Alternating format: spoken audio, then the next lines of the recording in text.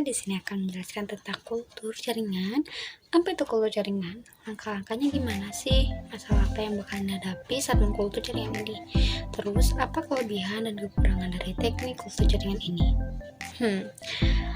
Kultur jaringan adalah suatu metode untuk mengisolasi bagian dari tanaman seperti sekelompok sel atau jaringan yang ditumbuhkan dalam kondisi aseptik, sehingga bagian tanaman tersebut bisa dapat memperbanyak diri hingga tumbuh menjadi tanaman-tanaman yang baru kembali dengan sifat yang sama. Langkah-langkahnya yaitu yang pertama ada media kultur jaringan. Pertama-tama kita harus membuat media tumbuhnya dulu nih. Media yang dipakai ini bukan jadi faktor penentu apakah kultur jaringannya akan berhasil atau tidak. Media tumbuh ini terbuat dari agar-agar dengan campuran garam, mineral yang berisi unsur makro dan mikro, asam amino, vitamin, serta zat pengatur tumbuhan. Semua itu kita taruh dalam sebuah wadah yang sudah disterilisasi agar tidak ada kontaminasi. Tahap berikutnya adalah tahap yang kedua, sterilisasi. Sterilisasi dilakukan di tempat yang steril. Untuk memaksimalkan proses kultur jaringan ini, selain medium harus steril, teknisi pun harus dalam kondisi steril, karena kultur jaringan ini mengutamakan kondisi aseptik. Tumbuhan yang jadi sumber eksplan kita harus dicuci terlebih dahulu sampai bersih dan steril dengan larutan disinfektan sebelum akhirnya ke tahapan selanjutnya, kita potong kecil-kecil atau pengambilan eksplan.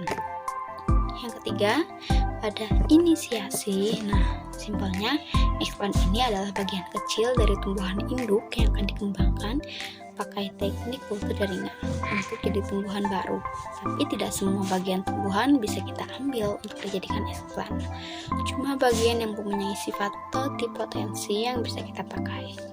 Totipotensi itu kemampuan sel tumbuhan buat berkembang jadi tumbuhan baru yang utuh. Contohnya itu ujung akar, ujung batang, kambium, tanaman.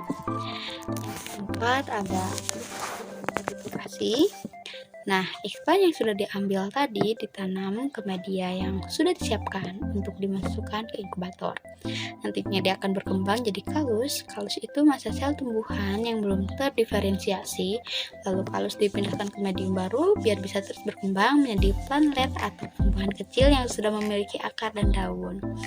Kalau udah jadi, plantlet mereka bakal dipindah ke medium baru lagi sampai mereka siap masuk ke tahap berikutnya. Di tahap multiplikasi ini juga tumbuhannya benar-benar dimanja dengan dikasih nutrisi yang cukup, lingkungannya yang bersih, bahkan suhu sampai ke bawahnya terkontrol. Setelah itu kita masuk ke tahap terakhir, yaitu yang ke tahap 5, ada aklimatasi. Pada tahap ini, tumbuhan dipindahkan ke greenhouse agar mereka bisa beradaptasi dengan dunia luar yang sebenarnya. Sebelum mereka ditaruh di kebun seperti pada tanaman umumnya, ibaratnya kayak masa orientasi untuk tanaman baru biar mereka nggak kaget waktu pindah dari lab di mana mereka dimanja dan sekarang ketemu dengan dunia aslinya.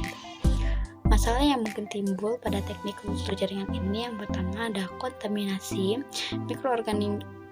Kontaminasi di sini maksudnya pencemaran yang disebabkan masuknya unsur lain yang tidak diharapkan, terutama pada media kultur jaringan. Kontaminasi dapat disebabkan oleh beberapa hal, yaitu ada bahan tanaman internal maupun eksternal, botol kultur maupun peralatan yang tidak steril, mikroorganisme yang masuk ke dalam media bakteri dan fungi, lingkungan kerja dan ruang untuk kultur, terus ada kecerobohan saat melakukan kultur. Kedua ada pruning atau pencoklatan. Pruning merupakan keadaan yang disebabkan oleh oksidasi senyawa fenolik dari jaringan eksplan yang terluka karena irisan, baik ketika diambil dari tanaman donor maupun saat eksplan diprepasi. Ini bisa mengakibatkan kematian jaringan eksplan karena adanya senyawa quinon yang sangat reaktif dan beracun yang mampu menyebabkan sel tanaman mengalami nekrosis dan mati. Yang ketiga, vitrifikasi, yaitu disebabkan oleh adanya kerusakan fisiologis pada tanaman hasil kultur sehingga fenotip daun atau batang tanaman menjadi bening seperti gelas karena sel tanamannya kelebihan air. adanya deviviensi klorofil dan kurangnya lignifikasi pada dinding sel tanaman. Vitrifikasi biasanya diikuti dengan nekrosis dan kematian jaringan tanaman. Dan yang keempat, ada perkembangan masalah dalam pertumbuhan iklan adalah apabila tanaman mengalami stagnasi. Untuk mencegahnya, maka menggunakan bahan tumbuh yang tidak meristemati. Yang kelima adalah lingkungan mikro. Lingkungan inkubator harus diperhatikan, terutama pada suhu lingkungan inkubator. Hal ini sangat berpengaruh pada perkembangan dan pertumbuhan iklan pada protokol. Yang terakhir ada kelebihan dan kekurangannya, yaitu yang pertama memerlukan biaya yang besar karena yang kedua memerlukan keahlian yang khusus. 3, resiko kegagalan dalam reproduksi. Yang keempat, tidak adanya keragaman genetik. Kelebihan teknik kultur jaringan itu apa sih? Yang pertama yaitu meningkatkan produksi tanaman dengan waktu yang efisien, bisa meningkatkan resistentasi terhadap hama dan penyakit.